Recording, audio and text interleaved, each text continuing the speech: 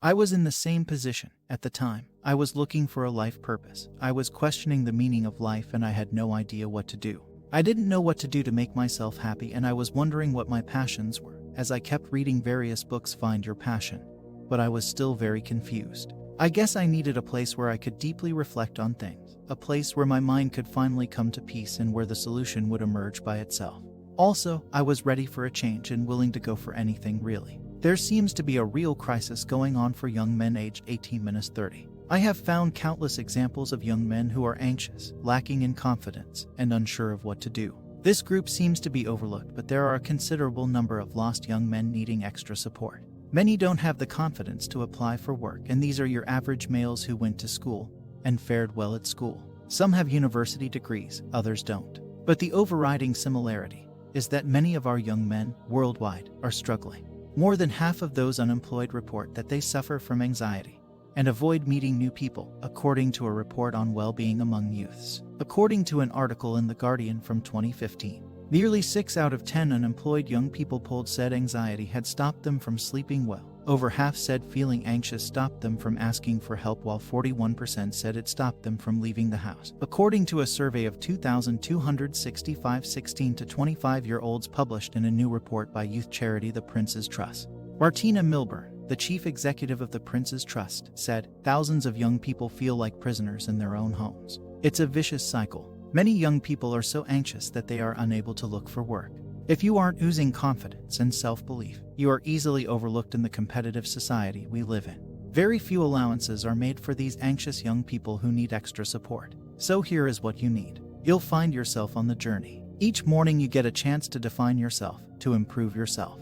Each morning life asks you, are you fulfilling your life? If your answer is no, then what are you going to do about it? As far as I can tell, there are only 2 options in life. Feel sorry for yourself and keep wasting your existence, or live life on your terms. Define what a fulfilling life looks like to you and go after it. You see, we can go on in life feeling unfulfilled, having no meaning, no purpose, pointing fingers and saying that we aren't where we want to be because of X person or because of Y circumstance. Can we sit in our chairs feeling sorry for ourselves and be a victim of our environment? Sure, we can blame our parents, racism, or society. You can dwell on your excuses, or you can take ownership of everything around you and move forward from where you are. In whatever situation comes at you, you must ask yourself, what am I going to do about it? You don't like your life? Change it. You don't like your physique? Change it. You haven't found fulfillment or a purpose in life? Go out and find it. You don't like your mentality or attitude? Change it. You don't like your education? Educate yourself.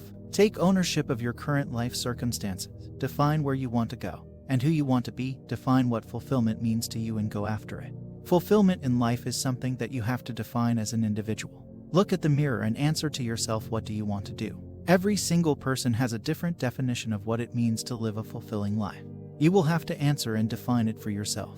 Are your goals, purpose, or fulfillment in life too large or ambitious that they intimidate you? Break them down into smaller goals and go after them. Along the way, you'll redefine yourself, build a new ideal, and find new meaning. It sounds cliche, but you will continually find more of yourself in the journey. It is all about taking the next step in your life's journey and improving from where you are today. Aim towards finding a little bit more fulfillment in life today than you did yesterday. Nothing is perfect in life, though. Life is gray and there are no absolutes. In your life's journey, you'll have to make yourself comfortable living in the gray areas of life.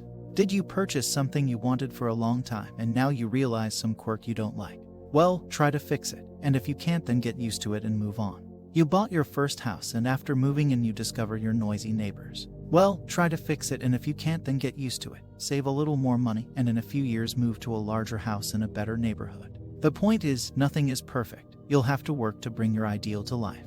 Do the best you can to attain your ideal so you end up closer to it. But don't feel let down if you don't get exactly what you wanted, because the ideal exists only in your head. Guess what? It keeps moving as you become more mature. Focus on the big picture. You now have something you wanted, and you are at a new starting point. If it is not 100% what you looked for, then try to improve it. If you can't, then get used to it and move on. Strategize your next move and go after it.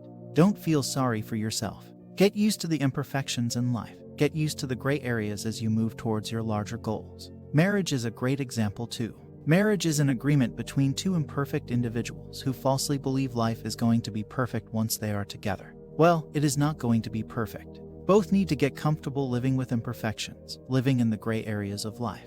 Oftentimes we look for the perfect partner. The perfect male partner is in the intersection between Bill Gates, Tom Hanks, and Henry Cavill, which comes down to zero. So, find somebody you like, someone competent, somebody who's willing to take life as it comes along your side, and be willing to accept each other's imperfections. As you continue your journey in life, you'll discover more and more of yourself, and you'll discover more meaning in your life.